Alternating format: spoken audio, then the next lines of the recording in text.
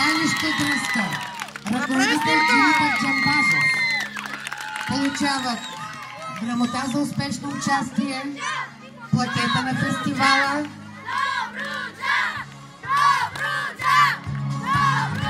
награда за най-атрактивно изпълнение и получиха първата номинация за наградата на кмета. Награда, която ще се реши утре вечер след последното изпълнение на последния състав.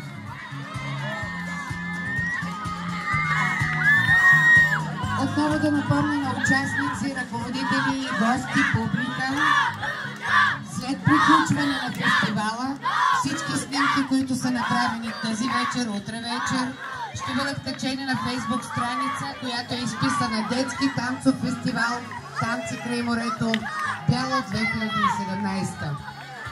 Снимките прави пиара на общината Христина Килисакиева-Колева. И отново да ви кажа, това беше първата вечер от двете